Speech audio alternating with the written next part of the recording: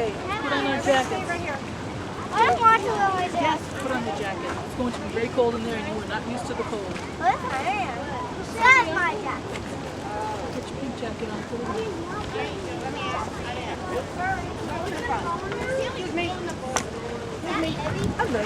Hi. Let me pull that picture over there.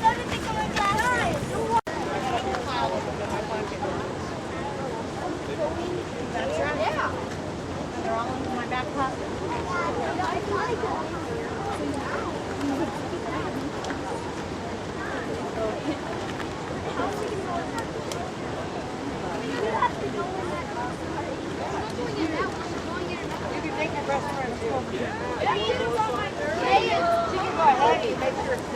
Okay, folks, we want to get around here a little bit. Kid Central? Make sure that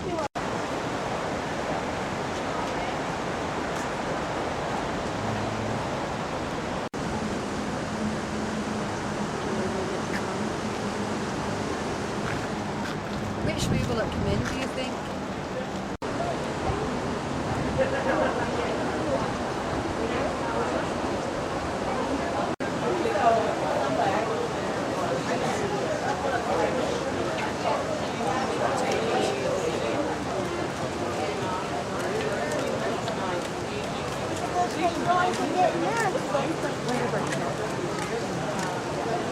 I guess, yeah.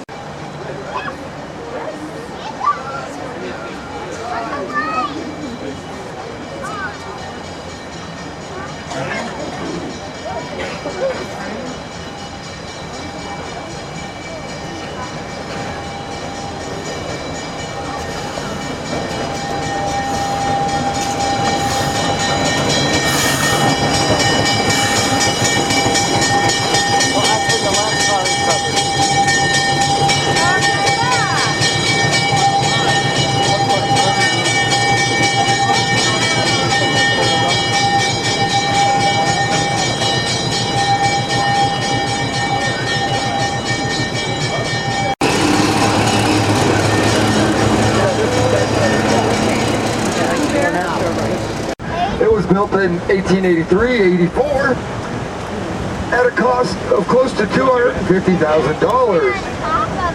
When they throw that old bridge out, the scrap only brought $450. The new bridge we have is 5 times stronger than the old bridge, and we are glad that it is. It was said by the engineers that when the locomotives went over the old bridge, due to the weight of the locomotives, the bridge would sway back and forth. The new bridge, however, was built in the summer of 1983 and 84 at a cost of close to $1 million.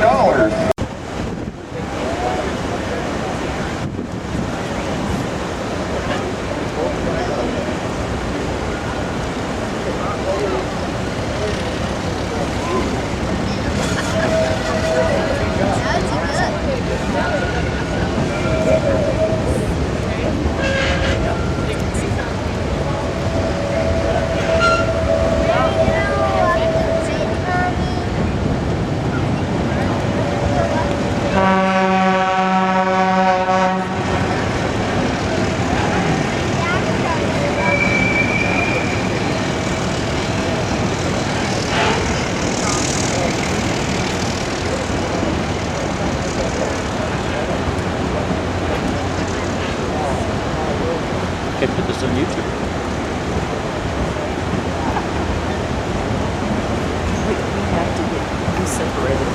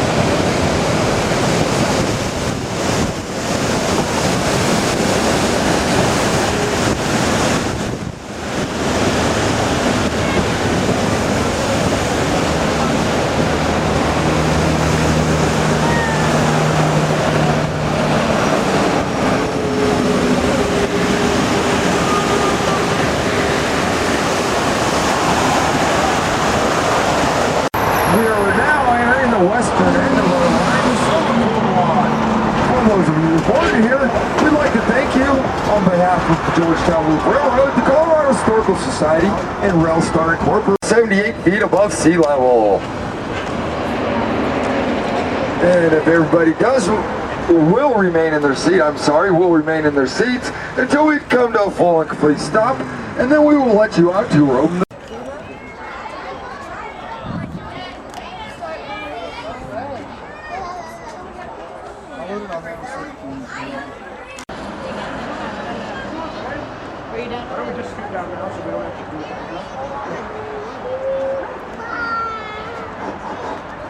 Folks, let me have your attention, please.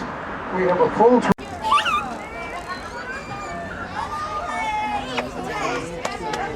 Yeah, I know.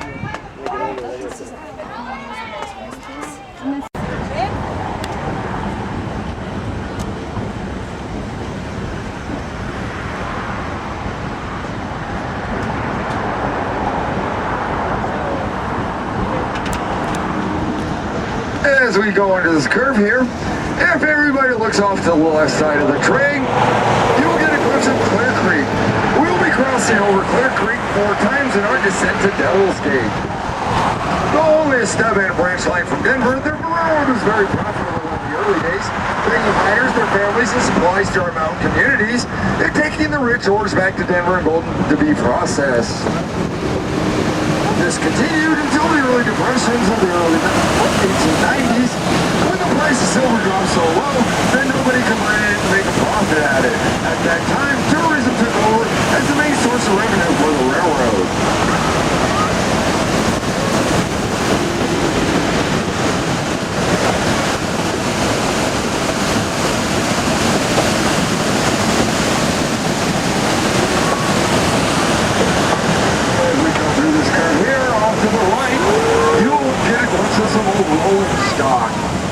I started a little soon. I can just see the tracks. That's why I started.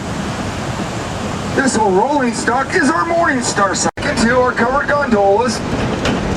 And the very last car is a flat wooden car that dates back to the late 1800s.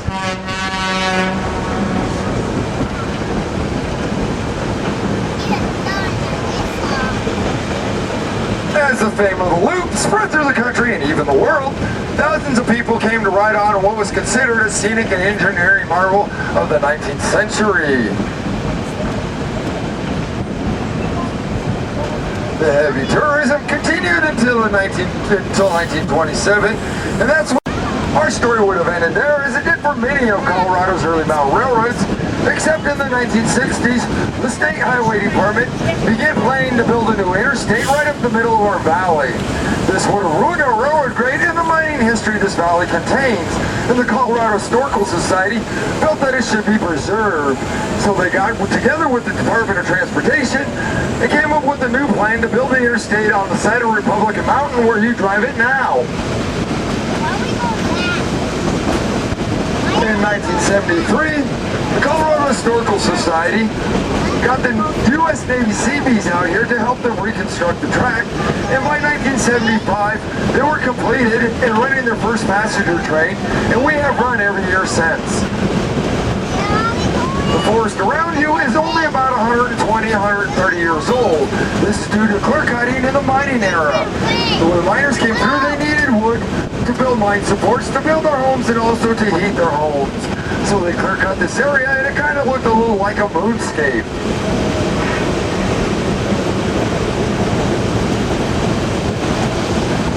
The brown trees you see out there, it is not due to a forest fire. Those trees happen to get attacked by a pine beetle that we're having problems with in the state of Colorado and several other states through the west.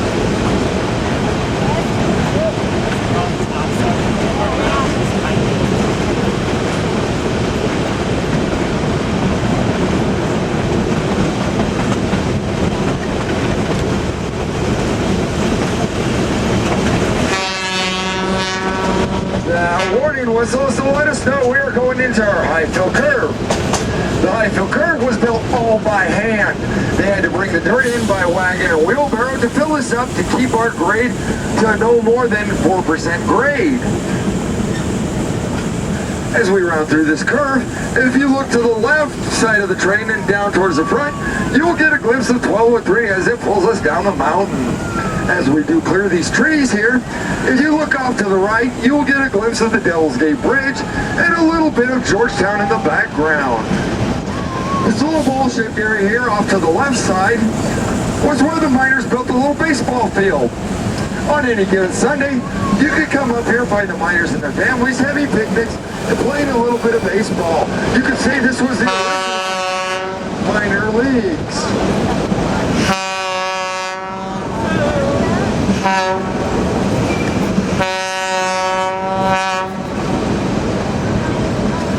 The tracks we were riding on today are a narrow gauge track. That means our rails are only 3 feet apart. We're at down in Denver and other lowland areas, they use a standard gauge system where their tracks are 4 foot, 8.5 inches apart.